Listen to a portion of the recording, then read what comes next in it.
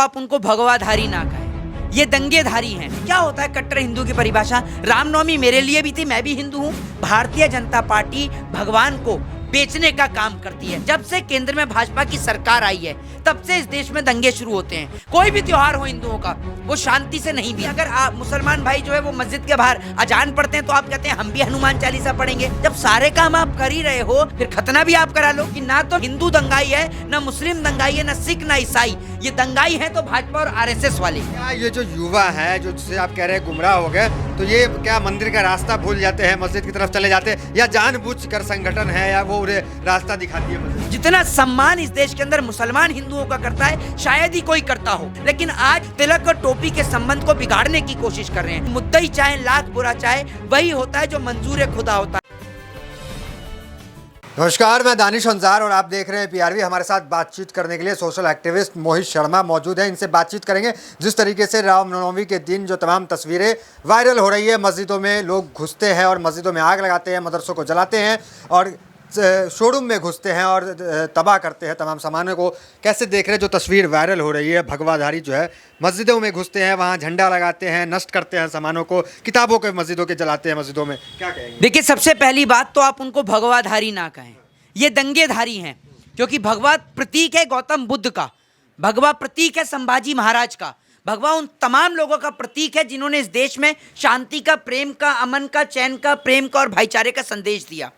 जिस भगवा की आप बात करते हैं उस भगवा को मोइनुद्दीन चिश्ती भी पहना करते थे, जिसे जाफरान कलर मुसलमानों के में कहा जाता है। ठीक है ना?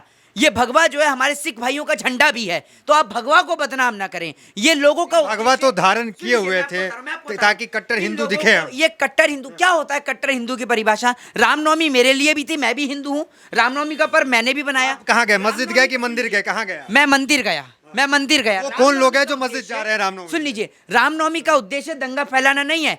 ये कुछ लोग ऐसे हैं दंगाई जाते हैं मस्जिद के पास, और जो इस देश के अंदर प्रेम का संदेश देते हैं, जिन्हें राम की भक्ति करनी होती है, वो जाते हैं मंदिर की ओर। पहली बात तो ये कि जुलूस निकलता है, शोभा यात्रा निकलती है, हनुमान जयंती पे भी निकलती है, रामनवमी पर भी निकलती है, और कोई आज पहली बार नहीं निकल रही है। लेकिन जब से केंद्र में भाजपा की सरकार आई है तब से इस देश में दंगे शुरू होते हैं। कोई भी त्योहार हो हिंदुओं का, वो शांति से नहीं बीतता। ये तो कम हुए हैं, उनके डाटा तो ये कहते हैं कि जब बीजेपी जब आई तब से दंगे कम हुए देश में। एक देश है जिसका नाम है इंडोनेशिया, उसकी राजधानी है जकार्ता। ठीक है, वहां पर 2% हिंदू हैं और 98% मुसलमान हैं। आज तक कभी भी आपने वहां से ये नहीं सुना होगा कि वहां का हिंदू खतरे में है या फिर वहां पर मंदिरों को गिराया गया है। जानते हैं उसके पीछे का कारण क्या है? उसके पीछे का कारण और रीजन ये है कि वहां पर आरएसएस और भाजपा और बीजेपी नहीं है। अगर वहां पर भी बीजेपी होती तो वहां पर भी मुसलमान खतरे में आ जाता। आप एक बात मुझे बताइए, इतनी बड़ी आबादी इस देश के अंदर हिंदुओं की है, ठीक है, उसके बाद भी इस देश का हिंदू खतरे में आ जाता है। आप कभी मस्जिदों के बाहर दारू पी के शराब की बोतलें गिरते हैं, कभी आप मस्जिदों पे नमाज पढ़ने के ऊपर वो विवाद खड़ा करते हैं, कभी अगर आप मुसलमान भाई जो है वो मस्जिद के बाहर अजान पढ़ते हैं तो आप कहते हैं हम भी हनुमान चालीसा पढ़ेंगे। अरे भैया, आप एक बात मुझे बताइए, जब आप मस्जिद के बाहर बैठ के हनुमान चालीसा भी पढ़ेंगे और वो भी 5 वक्त की पढ़ेंगे और भोंपू लगा के पढ़ेंगे, जब सारे काम आप कर ही रहे हो तो आप अपना धर्म क्यों छोड़ रहे हो भैया? ये तो बताओ। फिर खतना भी आप करा लो।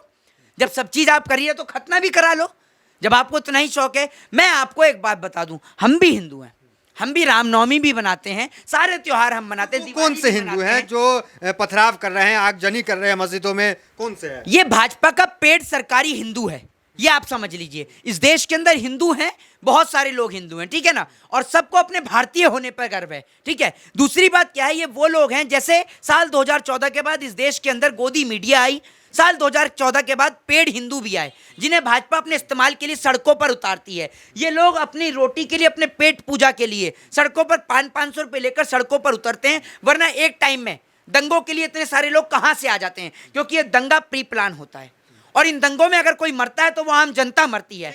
मैं देश के लोगों को समझाना चाहता हूं कि जिन लोगों के लिए आप लड़ रहे हैं, वो आपकी लड़ाई को क्रिकेट मैच की तरह अपनी टीवी स्क्रीन पर देखते हैं। वो आपको ऐसे देखते हैं लड़ते हुए, उनके बच्चे ऐसे कहते हैं कि पापा देखो, ये हमारी पार्टी का कार्यकर्ता है ना जो मार रहा है, जो मर रहा है ये हमारी पार्टी का कार्यकर्ता है ना। वो आपके लड़ाई को क्रिकेट मैच की तरह देखते हैं और आप अपना घर परिवार खो देते हैं, क्योंकि अगर दंगा होता है तो आपसी प्रेम भाईचारा स्वार्थ खराब होता है। आप कहें कि बीजेपी के राज्य में दंगा होता है, दंगा बढ़ता है, लेकिन बिहार में तो बीजेपी की सरकार नहीं है। वहां अब किस तरह की तस्वीर आ रही है, एक बात आप जहां मुझे जहां मुख्यमंत्री बताइए। नीतीश कुमार का घर है, जी। वहां दंगे हुए, मुसलमानों के घर जला दिए गए, जी। तो वहां तो बीजेपी की सरकार नहीं एक बात आप मुझे बताइए, बिहार में बीजेपी की सरकार नहीं है, बंगाल में बीजेपी की सरकार नहीं है, इसका मतलब ये नहीं है कि भाजपा के पेड़ कार्यकर्ता वहां खत्म हो जाएंगे। जहां पर बीजेपी की सरकार नहीं है वहां तो सबसे ज्यादा बुरा हाल कराती है बीजेपी। उसका सबसे बड़ा उदाहरण बंगाल है। बंगाल में आए दिन दंगे होते हैं। वहां की चीफ मिनिस्टर ममता बनर्जी को आकर यह बात कहनी होती है कि ना तो मेरे प्रदेश के अंदर हिंदू दंगाई है, ना मुस्लिम दंगाई है, ना सिख, ना ईसाई, ये दंगाई है तो भाजपा और आरएसएस वाले। आरोप लगाया उनको सामने आकर कहना पड़ता है, ठीक है। और यही बात बिहार के अंदर लागू होती है। जब आप एक बात मुझे बताइए, कोई बिहार के अंदर पहली बार तो शोभा यात्रा नहीं निकल रही है। एक बात आप मुझे बताइए, बिहार के अंदर जब भी भगवान श्री राम की विशाल शोभा यात्रा निकलती है तो मैंने देखा है कई तस्वीरों में जहां पर मुसलमान भाई फूल बरसाते हुए नजर आते हैं। इस देश के अंदर जब हनुमान जयंती का अवसर होता है, पिछली बार हनुमान जयंती के अवसर पर दिल्ली के अंदर मुसलमान भाइयों ने गुलाब के फूल बरसाए, लेकिन गुलाब के फूल बरसाने वाली फोटो इस देश की मीडिया नहीं दिखाती। वो ये दिखाती है कि जब इस देश के अंदर रामनवमी पर कुछ लोग तलवारें लहराते हैं। पहली बात तो ये, चाहे हिंदुओं का रामनवमी का त्योहार हो, चाहे मुसलमानों का कोई त्योहार हो, आप उस पे आर्म्स को पूरी तरीके से बैन करिए। ना तो आप उसमें तलवार हिंदुओं को लहराने दीजिए, ना मुसलमानों को लहराने दीजिए। अगर कोई भी समुदाय का व्यक्ति तलवार या बंदूकें या कट्टे या पिस्टल लहराता है, आप उसके ऊपर आर्म्स एक्ट के तहत मुकदमा दर्ज करिए और उसको उठाकर जेल के अंदर बंद करिए। हम भी देखते हैं तो कानून है ही, पहले से कानून है कि आप किस तरीके के तलवार, किसी तरह का हथियार नहीं ले सकते हैं। नहीं, ये एक बात आप मुझे बताइए, कानून तो है लेकिन उस कानून में आप ये नहीं देखते कि तलवार जो है उसमें धार नहीं लगी होनी चाहिए। चाहे तलवार में धार हो चाहे ना हो, आप उसको ले जा ही नहीं सकते हैं। एक ऐसा कार्यक्रम जहां पर हजारों की संख्या में, लाखों की संख्या में पब्लिक होती है, वहां पर आप तलवारें लेकर जा रहे हैं। तो क्या ये जो युवा है, जो जिसे आप कह रहे हैं गुमराह हो गए, तो ये क्या मंदिर का रास्ता भूल जाते हैं, मस्जिद की तरफ चले जाते हैं, या जानबूझकर संगठन है या वो उन्हें रास्ता दिखाती है मस्जिद का? ये लोग, आपने एक चीज देखी होगी, बहुत सारी चीजें इस देश के अंदर नहीं है। सबसे पहली चीज, आपने कभी हनुमान जी का रुद्र रूप नहीं देखा होगा, कभी आपने भगवान श्री राम का रुद्र रूप नहीं देखा होगा, लेकिन साल 2014 के बाद हनुमान जी की गुस्से वाली तस्वीर आई, यानी रुद्र रूप उनका सामने आया, राम जी का रुद्र रूप सामने आया। अरे प्रेम लोगों से जुड़ना सिखाता है। कहने का मतलब यह है कि अगर मैं आपका गलेबान पकड़कर आपसे कहूं कि ला मुझे 100 रुपए दे दो, तो आप मुझे कभी नहीं दोगे, लेकिन मैं आपको कहूंगा कि मुझे 100 रुपए की जरूरत है भैया, आप मुझे दे दीजिए, मुझे खाना खाना या मुझे घर जाना है, तो आप मुझे प्यार से दे देंगे। यही बात हम जनता को समझाना चाहते हैं कि आप लोगों को धर्म की अच्छाइयां बताइए, आप उन्हें दिखाइए कि किस तरीके से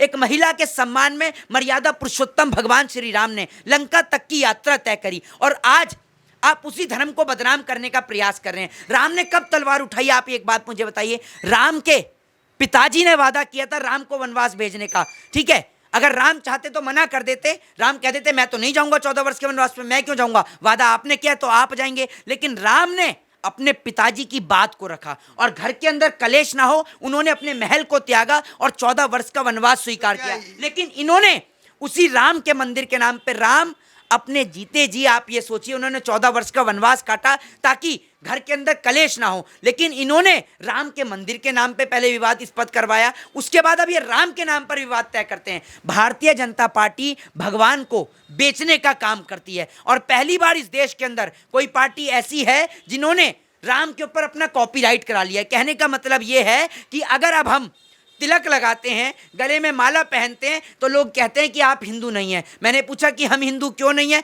कहते हैं आप मोदी जी का विरोध करते हैं। मतलब मोदी जी हिंदू हैं, मोदी जी हिंदू हैं, और मोदी जी कितने बड़े हिंदू हैं ये सबको पता है। मोदी जी कुछ इस प्रकार के हिंदू हैं कि हिंदू मरते रहें तो उन्हें कोई फर्क नहीं पड़ता।